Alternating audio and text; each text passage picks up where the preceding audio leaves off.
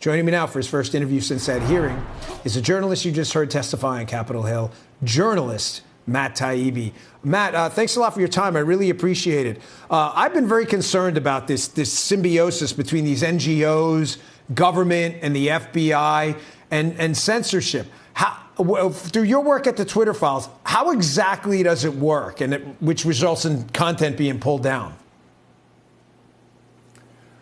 Well, originally what we thought was going on was that only the FBI and DHS and maybe a few other agencies were directly telling companies like Twitter to pull down a few accounts here and there. But as time went on, we learned that actually there's a whole complex of organizations and NGOs. A lot of them are state-funded. Some of them are entirely state-funded, that are sending huge lists of names to these companies, and that's the primary route by which people are taken off places like Twitter or Facebook or any social media site.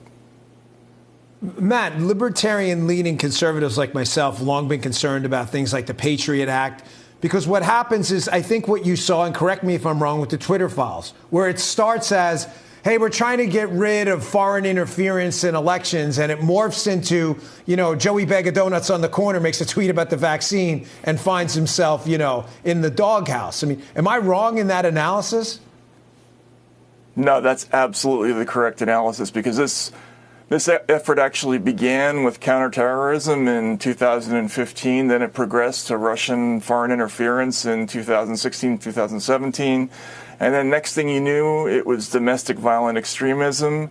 And then what we found just this week, we found memos talking about the desire to strike down true stories of vaccine side effects, or true stories that might encourage vaccine hesitancy. So they went from counterterrorism to going after true material within the space of a couple of years.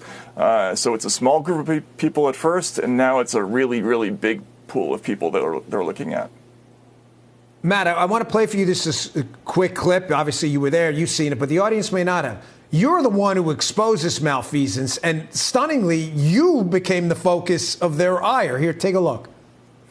That if we can take off the tinfoil hat, that there's not a vast conspiracy. Are you being paid to be here today, either through consulting fees, campaign contribution to your next run? Data was given to these so-called journalists before SNAP. I'm not a so-called journalist. I've won the National Magazine Award, the I.F. Stone Award for Independent Journalism, and I've written 10 books, including 4 New York Times bestsellers. Matt, this is disgusting. Tinfoil cap. You were paid off. You're a so-called journalist, despite a resume to die for.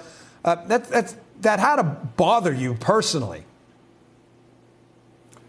Well, I expected that, but I think the thing that's extraordinary about what happened to both me and to Michael Schellenberger, the other witness, is they would never treat a New York Times reporter like that, or a Washington Post reporter like that, and suggest that it was somehow, wrong for a reporter to make money, which came out during the hearing. They asked me if I'd been paid to testify, which was totally outrageous.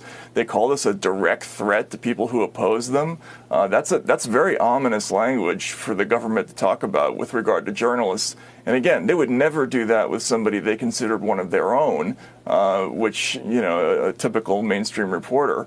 I think that was very, very disturbing what happened yesterday.